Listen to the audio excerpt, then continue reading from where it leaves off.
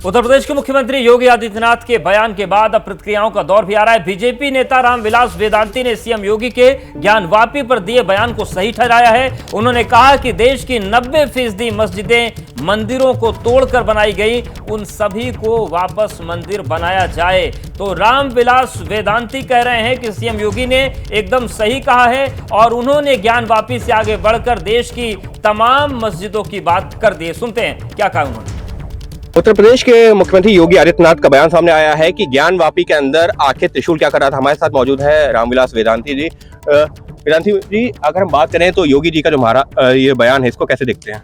योगी जी ने जो बयान दिया है बिल्कुल सही बयान दिया है। पूर्व के इतिहासकारों ने, पूर्व के हमारे सांस्कृतिक सलाहकारों ने और पूर्व के विद्वानों ने, पुराणों ने, इतिहासों ने, वेदों ने भगवान शंकर का स्थान काशी बताया है।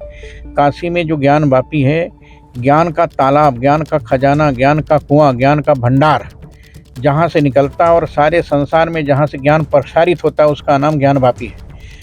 उर्दू के या अरबी के किसी भी ग्रंथ में ज्ञान शब्द नहीं है और वापी शब्द नहीं है। ज्ञान शब्द और वापी शब्द दोनों हिंदू परक है, संस्कृत परक है, वैदिक है, इसलिए वहाँ पर मस्जिद होने का कोई सवाल ही नहीं। औरंगजेब ने भगवान शंकर के मंदिर को तोड़कर मस्जिद का रूप देना चाहा था, लेकिन फिर भी दे नहीं पाया। वहाँ पर आज भी त्रिशूल के चिन्ह हैं, आज भी डमरू के चिन्ह हैं, आज भी स्वास्तिक के चिन्ह हैं, ओम के चिन्ह हैं, आज भी वहाँ पर भगवान देवी देवताओं की मूर्तियां हैं। लेकिन ये मामला तो कोर्ट में ऑलरेडी चल रहा है। कोर्ट की बात है, कोर्ट ने ही जब सर्वे दिया तो सर्वे में 12 भगवान की मूर्ति मिली। किसी मस्जिद में 12 भगवान की मूर्ति की मिलना, ये कितने आश्चर्य की बात है। दुनिया के किसी मस्जिद में 12 की मूर्ति दिखा दें, नहीं मिलेगी। दुनिया के किसी मस्जिद में डमरू का चिन्ह, त्रिशूल का चिन्ह दिखा दे, नहीं मिलेगी। दुनिया के किसी मस्जिद में हिंदू देवी देवताओं का चिन्ह मिलेगा ही नहीं। वो मंदिर ही था, मंदिर है, मंदिर रहेगा। देखिए, बीजेपी की तरफ से और हिंदू संगठनों की तरफ से सीएम योगी ने जो बयान दिया है उसका समर्थन किया जा रहा है, लेकिन मुस्लिम समुदाय की तरफ से और विपक्षी दलों की तरफ से आप देखेंगे लगातार इसका विरोध किया जाएगा। संजय, अब देखिए सामने 24 का चुनाव और ऐसे एन वक्त में इस तरीके से, क्योंकि टाइमलाइन की एक बहुत महत्ता हो जाती है, टाइम बहुत इंपॉर्टेंट है राजनीति में भी कह लीजिए या फिर सामने चुनाव है इस लिहाज से भी। अब ऐसे वक्त में सीएम योगी का जो बयान सामने आया, इसके बाद हमें लगता नहीं है कि 24 से पहले या फिर 24 के चुनाव तक इस पर कोई विराम लगेगा। देखिए, निश्चित रूप से ये मुख्यमंत्री योगी आदित्यनाथ का बड़ा बयान है, क्योंकि अब तक भारतीय जनता पार्टी के जो बड़े नेता हैं वो ज्ञानव्यापी मामले को सब जुडिस बता करके इस पर बोलने से बच रहे थे। अभी भी मामला सब जुडिस है, अभी भी उस पर एएसआई सर्वे को लेकर 3 तारीख हाईकोर्ट 3 तारीख को अपना फैसला सुनाएगा। लेकिन उस बीच में सब जुडिस मामले पर मुख्यमंत्री योगी आदित्यनाथ का ये कहना कि ज्ञानवापी को मस्जिद नहीं कहना चाहिए, इसको लेकर के विवाद होगा। और साथ ही साथ ये भी कहा है कि मुस्लिम पक्ष को आगे आना चाहिए, इस मामले में पहल करनी चाहिए। तो निश्चित रूप से ये 2024 का एक बड़ा एजेंडा सेट हो गया है भारतीय जनता पार्टी की ओर से कि उन्हें क्या लाइन लेकर चलनी है। लेकिन कहीं ना कहीं एक कन्फ्यूज़न भी भाजपा नेताओं में भी होगा और मुस्लिम समाज के लोगों में भी होगा, क्योंकि जिस तरह से भारतीय जनता पार्टी के नेता पसमानदा समाज को साथ में जोड़ने की बात कर रहे हैं। हाल ही में निकाय चुनाव में कई मुस्लिम प्रत्याशियों को उतारा गया, वो चुनाव भी जीते हैं।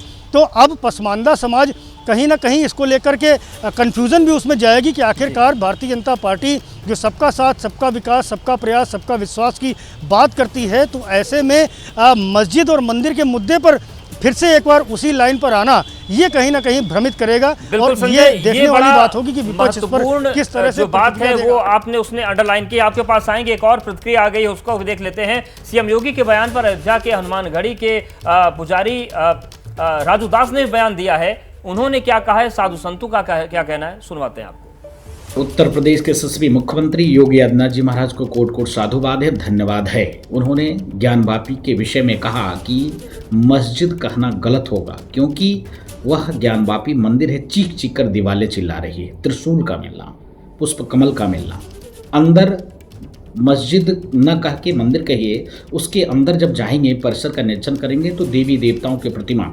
देवलिपि में लिखी हुई दीवारों में स्तुतियाँ, उसके साथ साथ जब आप देखेंगे कि नंदी का मुख, शिवलिंग का मिलना, हम लोग शुरू से कह रहे थे कि मुसलमानों को आगे आकर और इसको हिंदुओं को सौंप देना चाहिए। दूसरी बात, तत्काल वहाँ पर नमाज बंद होना चाहिए, क्योंकि यह विषय कोर्ट में चल रहा है। कोर्ट जो फैसला देगा उसको हम स्वीकार करेंगे। लेकिन उत्तर प्रदेश के यशस्वी मुख्यमंत्री जी को साधुवाद है, क्योंकि मुख्यमंत्री रहते हुए उन्होंने सत्य बात बोली है और इसमें थोड़ा सा बल मिलेगा। लेकिन हमको संविधान के ऊपर विश्वास है, संवैधानिक तरीके से हम लड़ाई लड़ रहे हैं और हम इस लड़ाई को जीतेंगे।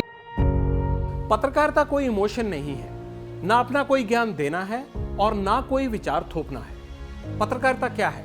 पत्रकारिता का मतलब है सही जानकारी इकट्ठा करना और तथ्य बताना।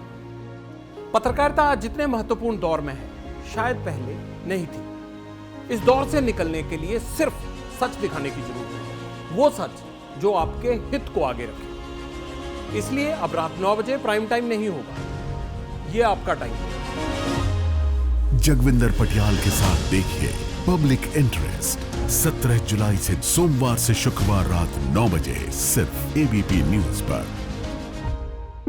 एबीपी न्यूज आपको रखे आगे।